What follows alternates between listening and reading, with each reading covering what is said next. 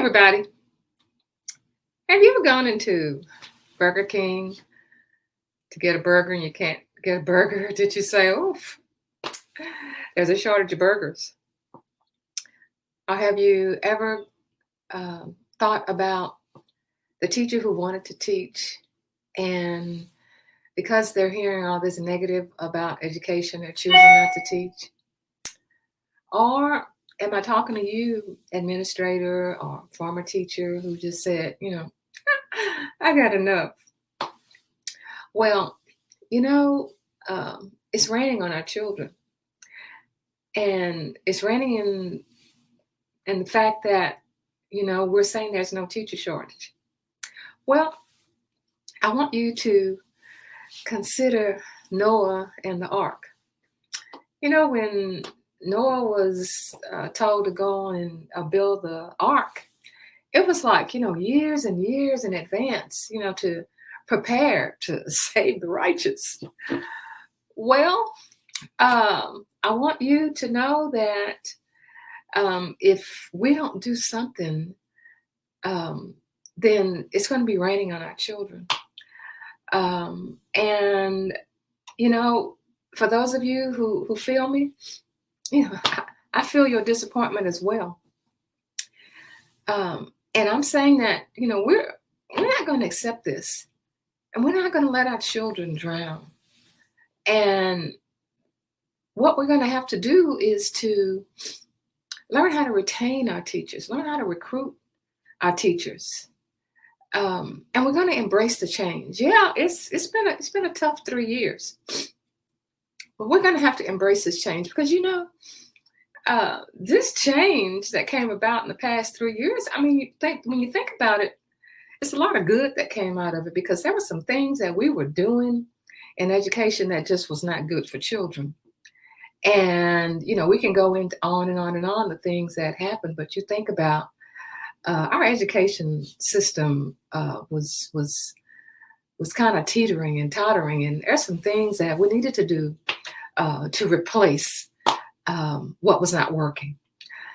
My name is Barbara Polk. I am the former principal of an underperforming school that was rated one of the lowest in the state of Texas, and we were able to get that school turned around within a year's time.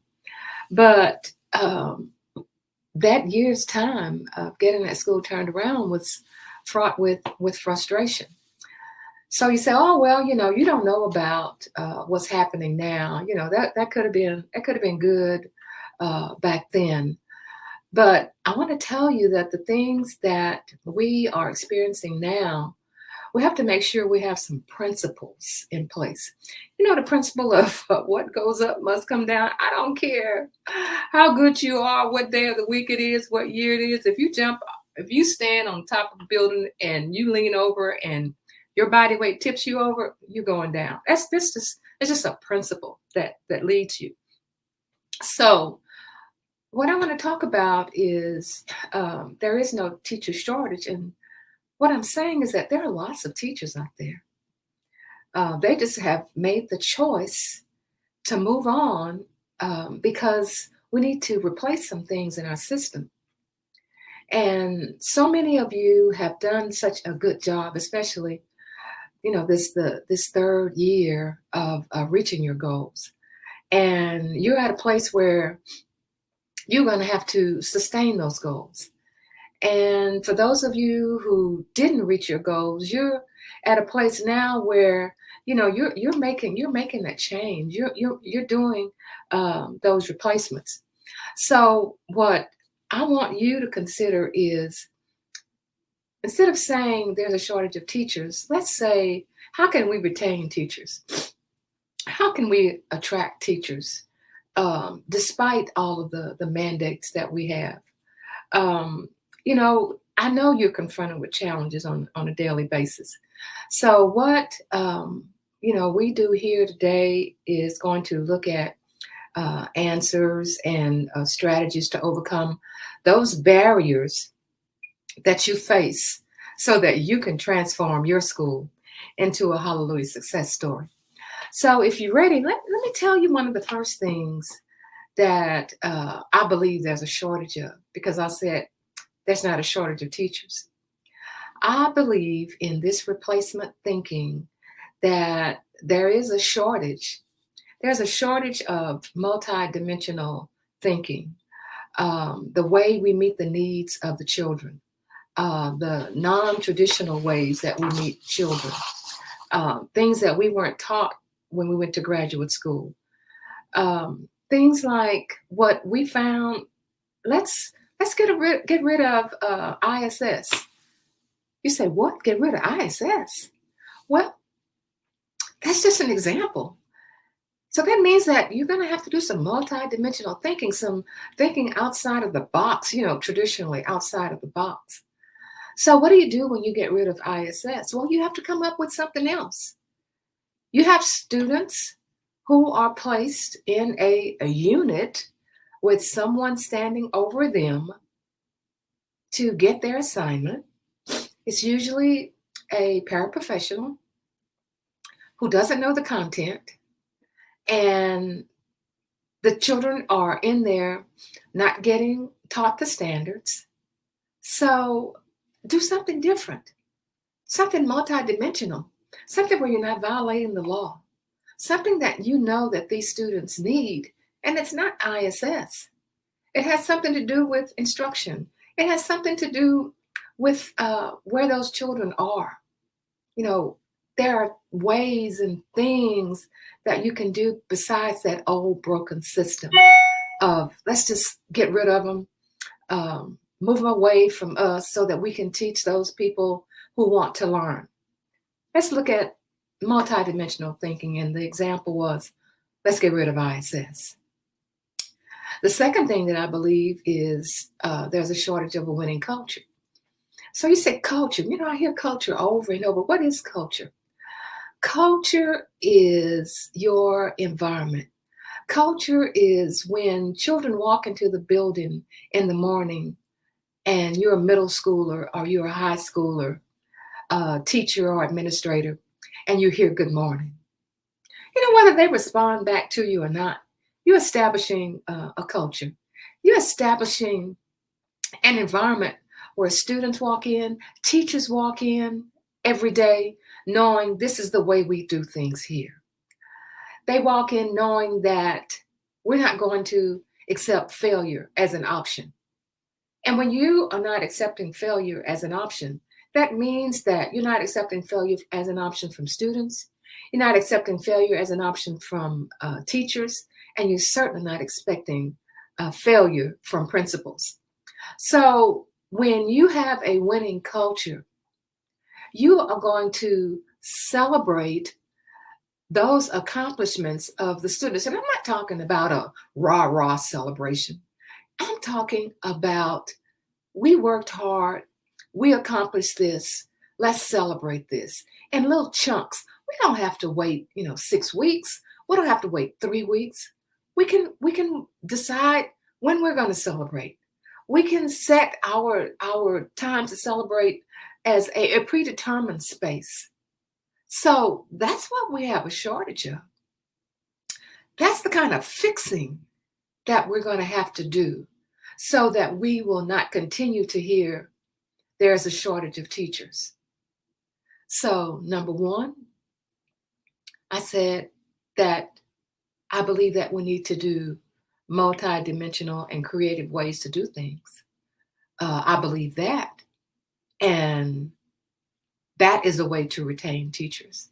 That is a way to recruit teachers. And the second thing I said that I believe there's a shortage of, and that's a winning culture. If you go into a building where children are cursed at and yelled at, and I'm talking about, our children who are in schools of color. I'm talking about our rural children. I'm talking about our low income children. We have to establish that winning culture. I don't care what the world says about the children in our community. Once we create a culture, a haven for a place for them to go to feel respected, for teachers to feel respected, then we will start to see that we will create a winning culture along with the celebration of the accomplishments of the children, and not just a rah rah with pom poms going. We're celebrating you on a daily basis. And the third thing I believe that there's a shortage of, I believe there's a shortage of great teams, not just a team, great teams. So if you're the principal and you have a team, your team is not great unless they know why they exist. Why do you have a team? Do you have a vision that you want to follow? And they are there, a part of that team, so that we can get that vision accomplished. If you have a team and you say, we want all of our Algebra 1 students to meet standard, all of them, all of our Algebra 1 students, first of all, you're going to say that's crazy because they're not going to all meet standard. But you know, if that's your vision and you have a team who you have enlisted to be your team to make sure that Algebra 1 students all meet standard, then that's the reason for them to exist. But they need to know that. A great team creates a space for learning. And I'm not talking about learning from students. I'm talking about learning from each other. Because, you know, we're a mix of different personalities. Some of us like to do things quickly. Some of us like to do things a little slower. Some of us just like to just kind of sit and just let it marinate for a minute. So that team needs to learn from each other, that great team. The other thing with the team is that team has to be able to withstand conflict. That's a great team. And, you know, conflict is good. Conflict is good when we address the issues, where we address the changes that we're having problems with, where we're not here to try to not hurt anybody's feelings, where we're in an environment where we put everything on the table, we deal with it as a team, and then once we walk out of the room, it's over.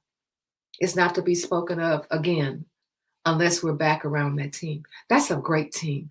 That's what we have a shortage of. We have a shortage of great teams that trust each other. So principals, when you are developing the people who you want to be a part of your team, you make sure that it's a team that you can trust. And let me go just one step further with the trust. I'm not talking about, oh, I believe Miss Abdullah can be trusted because if I give her assignment, she's going to do it. The trust that I'm talking about takes one further step.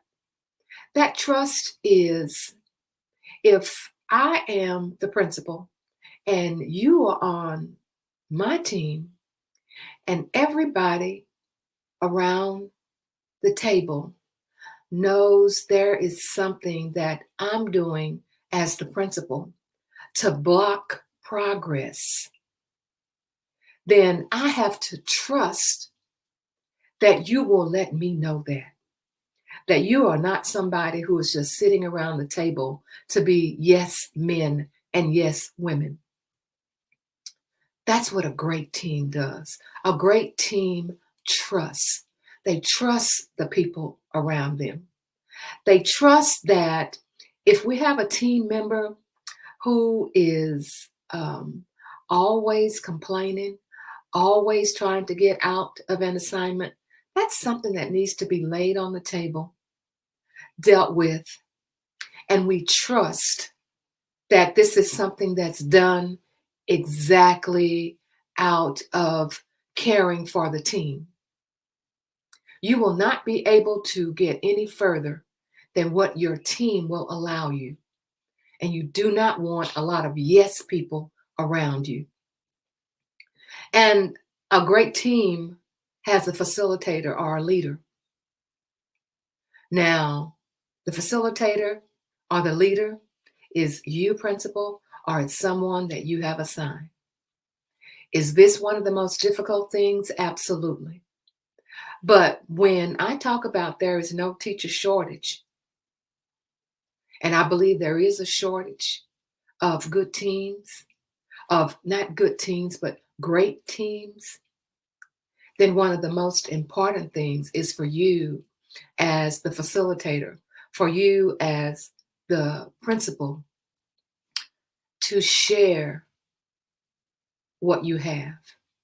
You cannot hold it all in yourself. You can't hold it in your head. You know, we said that if we want to get things done, we got to get it out of our head. We got to put it on paper. We got to put it on the wall. We got to look at it. We got to know that's what we're doing. And you as a leader, you cannot walk around with all that stuff stuck in your head and expect your school to be a successful school. A school that, maybe last year, you made it. And now this year, you have different people and you're trying to figure out, what am I going to do in order to be able to sustain that growth or sustain that recognition that we got last year? We need a great team. And I know that some of you, are feeling the frustration. You're feeling the frustration with the children. You're feeling the frustration with the students. You're feeling the frustration with the teachers. But let me tell you how to address that. And that is with a great team. With a great team. So look back, see what you have done as a team. Make sure you don't have too many people on the team, 4 to 5.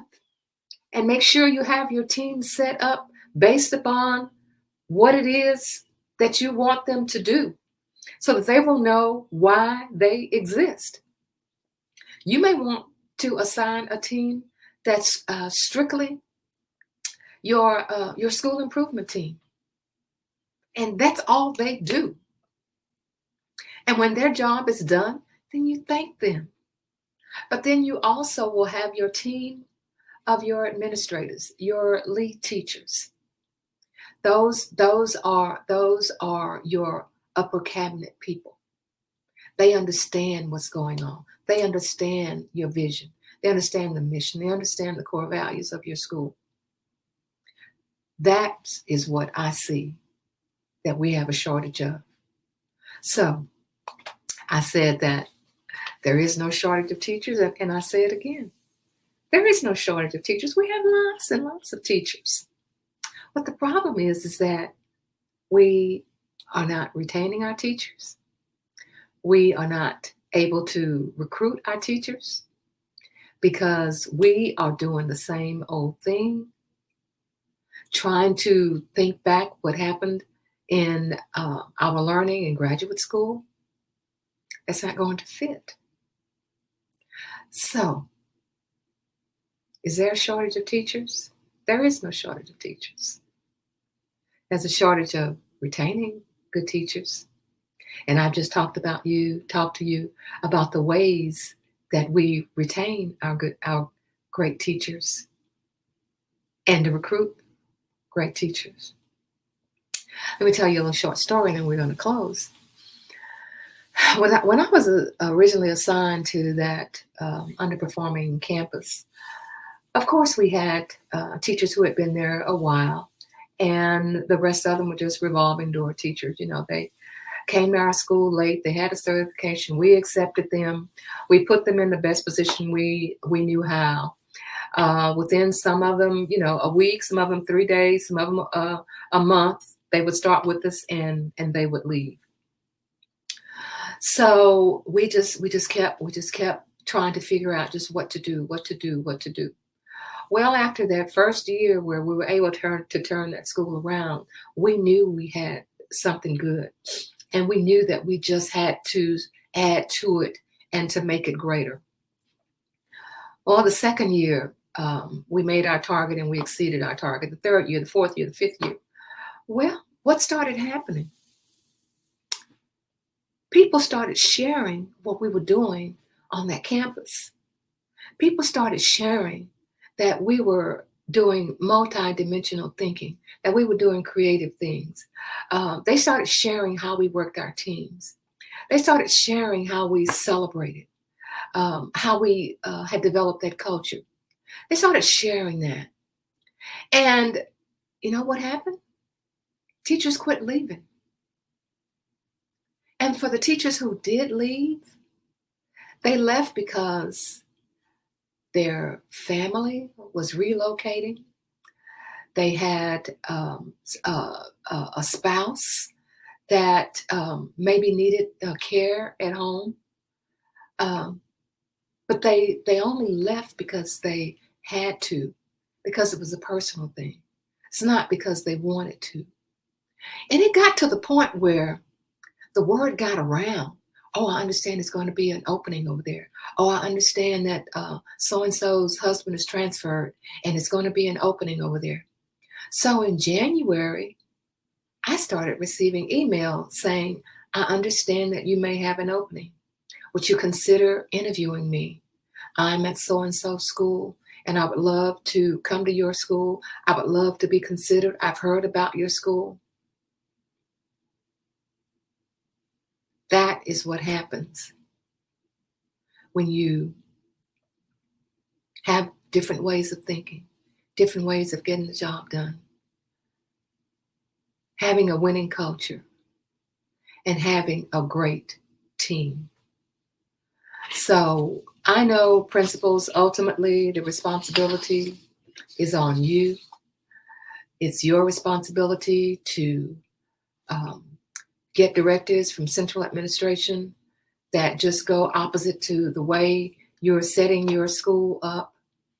And you and your team will figure out how to get central administration taken care of, as well as getting your teachers and your students taken care of and respected. I do not believe there's a shortage of teachers. I believe that we're going to have to do some things differently to retain our teachers and to recruit our teachers.